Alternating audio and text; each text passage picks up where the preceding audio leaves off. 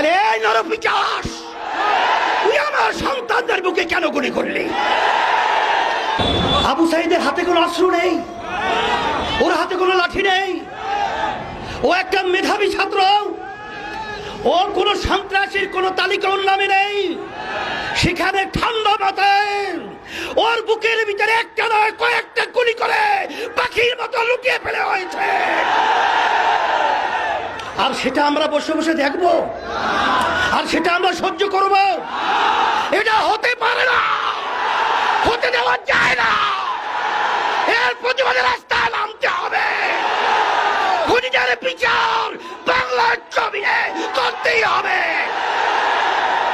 আজকে এই প্রতিবাদ এবং এই বিক্ষোভের পূর্বে এই সমাবেশে বক্তৃতা দেওয়ার মতো কিছু নেই। বক্তৃতা আমরা সবাই জানি কোন উদ্দেশ্যে আমরা এখানে এসেছি। তবে আজকে ইসলামী আন্দোলন বাংলাদেশ প্রতিষ্ঠিত হয়েছে, তার লক্ষ্য উদ্দেশ্য হল অন্যায় প্রতিবাদ, ন্যায়ের পক্ষে। আজকে বাংলাদেশে যে তাণ্ডব চলেছে, যে হত্যাযজ্ঞ চলেছে, যে নৈরাজ্যতা চলেছে, যে অবিচার চলেছে, যে গুন্ডামি চলেছে, যে সন্ত্রাসী চলেছে, এবং আমার নিরীহ আমার ছেলেদেরকে যেভাবে নির্বিচারে পাখির মতো গুলি করে যেভাবে হত্যা করা হয়েছে, এটা দেখে কোন সাধারণ যার ভিতরে একটু মানবতা রয়েছে কখনোই সে ঘরে ঘুমাতে পারে না। তারই অংশ হিসেবে আজকে আমরা রাজপথে এসেছি। আজকে আমার ছেলেদেরকে, আমার মেয়েদেরকে আজকে ওরা নির্বিচারে পাখির মতো গুলি করে হত্যা করবে। আমি বিশেষ করে আমার ছেলেদের, আমার মেয়েদের গার্জিয়ানদেরকে, অভিভাবকদেরকে বলবো, আপনার সন্তানদেরকে রাস্তায় গুলি করবে, হত্যা করবে, আর আপনারা ঘরে থাকবেন, এটা হতে পারে না। আপনারা আসেন, আমরা আমাদের সাথে আছি ইনশাআল্লাহ। সাথে সাথে আজকে কোন দেশে আমরা বসবাস করছি? আজকে আশ্চর্য, একটা ছেলে আবু সাইদ, আবু সাইদের হাতে কোনো অস্ত্র নেই, ওর হাতে কোনো লাঠি নেই, ও একটা মেধাবী ছাত্র, ওর কোনো সন্ত্রাসীর কোনো তালিকা ওর নামে নেই। সেখানে ঠান্ডা মাথায় ওর বুকের ভিতরে একটা নয় কয়েকটা গুলি করে পাখির মতো লুকিয়ে ফেলে হয়েছে।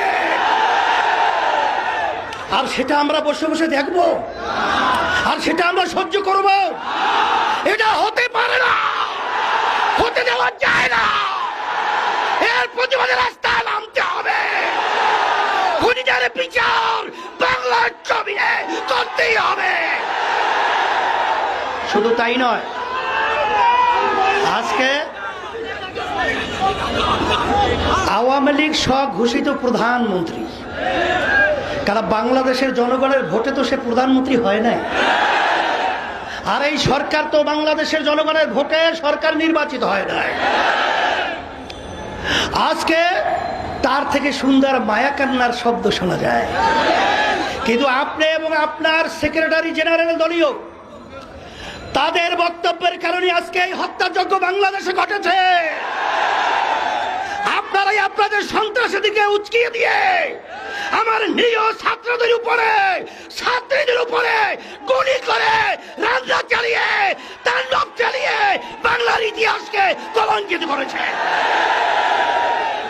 শুধু তাই নয়, বাংলাদেশের ইতিহাস আজ পর্যন্ত ইউনিভার্সিটি সহ শিক্ষাঙ্গন কোন ক্যাম্প আছে, আজ পর্যন্ত কোন সংবিধান নেই সেখানে পুলিশ প্রশাসন তারা নির্বিচারে ছাত্রদেরকে, ছাত্রীদেরকে মারবে।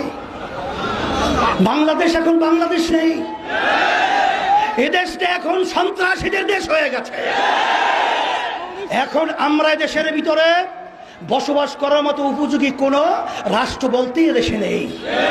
এখন আমরা কোথায় যাব? আজকে রাস্তায় নামলে, প্রতিবাদ করলে আজকে গুলি করা হয়, আজকে জেলে দেওয়া হয়, আজকে অঙ্গহানি করা হয়। এখন আমাদের দেশ ছেড়ে আমরা ভারত যাব? আমরা কি ইউরোপ এবং বিভিন্ন অন্যান্য দেশে আমরা নাগরিক হব না। আমরা এই দেশের মাটিতে জন্মগ্রহণ করেছি, আমরা এই দেশের সন্তান, আমরা এই দেশেই থাকব। সন্ত্রাসীদেরকে বাংলার জমিন থেকে উৎখাত করে ছাড়বো ইনশাআল্লাহ। এই জন্য আমি আজকে বক্তব্য বেশি লম্বা দেব না। আজকে আইনমন্ত্রী, প্রধানমন্ত্রী এখন যারা নাকি ন্যায্য অধিকার দাবি নিয়ে রাজপথে এসেছিল তাদের কাছে বসার জন্য প্রস্তাব করছেন, কিন্তু যেই যানগুলো ঝরে গেল, যেই মায়ের কোল খালি হলো, যেই সন্তান আজকে মা এতিম হলো, আজকে মা সন্তান হারা হলো, সেই সন্তানদের কি বিচার হবে? তাদেরকে কিভাবে ফেরত দেওয়া হবে? না, কোটা সংস্কার হবে, তাদের পক্ষে তো আমরা আগেও ছিলাম। কিন্তু আজকে আমার প্রশাসন ভাইদেরকে বলবো, কোন হৃদয়বান মানুষ যার একটু বিবেক রয়েছে সে তার গুলি নিয়ে তার সন্তানের বুকে গুলি করতে পারবে? তাহলে এই নরপিশাচ, তুই আমার সন্তানদের বুকে কেন গুলি করলি? তাহলে বুঝা গেল তোরা প্রশাসনের নামে কলঙ্ক। আর তোমরা প্রশাসন কি আওয়ামী লীগের লালিত পালিত ক্যাডার গুন্ডা না বাংলাদেশের প্রজাতন্ত্রের কর্মচারী? কিন্তু তোমাদের কার্যক্রমের মাধ্যমে আজকে প্রজাতন্ত্রের কর্মচারী প্রমাণিত হয় নাই। তাই আমরা সবাই হাকের সকলকে আহ্বান করব, আসেন আজকে বুদ্ধিজীবী, শিক্ষাজীবী, রাজনৈতিক যত পেশার নেশার যারা আমরা বাংলাদেশে বসবাস করি, আমরা এই অন্যায়ের বিরুদ্ধে, এই অন্যায়ের হত্যার প্রতিবাদে, এই জালিমদের বিরুদ্ধে একসঙ্গে যদি ঝাঁপিয়ে পড়ি, ওরা বাংলার জমিনে থাকার সুযোগ পাবে না ইনশাআল্লাহ।